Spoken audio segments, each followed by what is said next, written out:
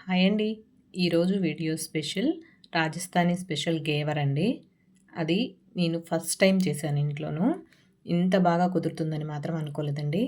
ఇంత బాగా వస్తుందనుకుంటే ఎప్పుడూ ట్రై చేదును. అది చాలా కష్టమేమో అని ఇన్ని రోజులు ట్రై చేయలేదు. ఒక్కసారి ట్రై చేద్దామని చేశాను. ఎలా చేశానో వీడియోలో చూసేద్దాం.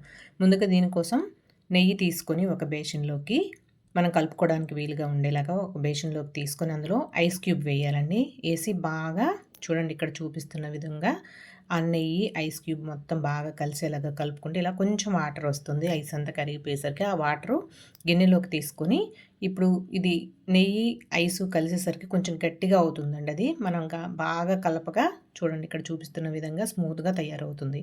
అలా తయారయ్యే వరకు బాగా కలుపుకోవాలి. ఇప్పుడు అందులోకి మైదా తీసుకోవాలి కొంచెం.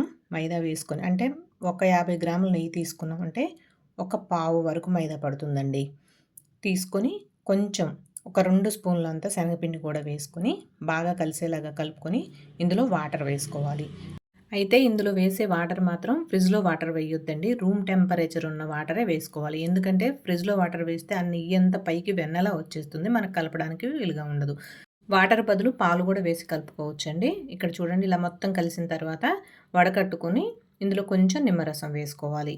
నిమ్మరసం వేసుకొని చూడండి ఒక బేషన్ తీసుకొని అందులో ఐస్ క్యూబ్స్ వేసుకొని మనం కలిపి పెట్టుకున్న బ్యాటరు అందులోనే పెట్టుకోవాలి. ఐస్ వాటర్‌లోనే ఉంచుకోవాలి.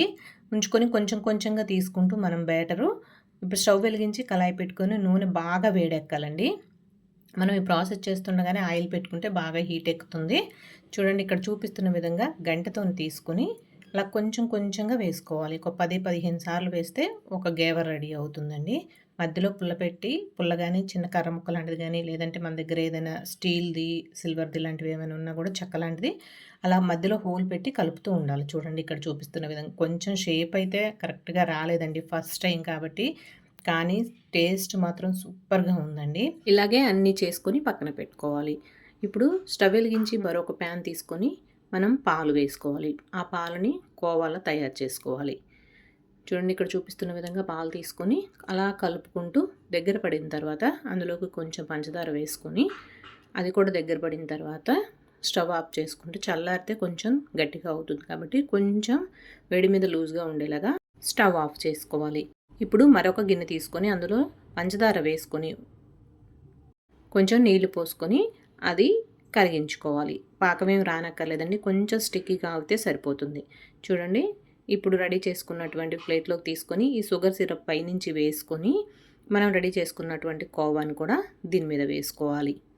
వేసుకొని పైనుంచి జీడిపప్పు, బాదం పప్పు, పిస్తా ఇలా ఏవైనా ఉంటే సన్నగా కట్ చేసుకొని డెకరేట్ చేసుకుంటే సూపర్‌గా ఉంటుందండి టేస్ట్ అయితే అసలు.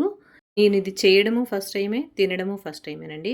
కానీ ఇంత బాగా కుదురుతుందనుకుంటే మాత్రం నేను ఎప్పుడూ ట్రై చేసేదాన్ని. కొన్ని స్వీట్స్ మనం చేస్తే ఏమనిపిస్తుందంటే అయ్యో! ఒకసారి చాలులే మరి చెయ్యక్కర్లేదనిపిస్తుంది. కానీ ఇది మాత్రం కష్టమైనా కూడా మళ్ళీ మళ్ళీ చేసుకొని తినొచ్చండి. అంత బావుంది. పైగా ఇంట్లో మంచి కాంప్లిమెంట్స్ కూడా వస్తాయండి. నాకైతే చాలా నచ్చింది. మా ఇంట్లో వాళ్ళకి కూడా చాలా బాగా నచ్చిందండి. ఒక్కసారి ట్రై చేయండి. ఓకేనండి. ఈ వీడియో కనుక నచ్చినట్లయితే లైక్ చేయండి, షేర్ చేయండి, సబ్స్క్రైబ్ చేసుకోండి. Thank you. బాయ్ అండి.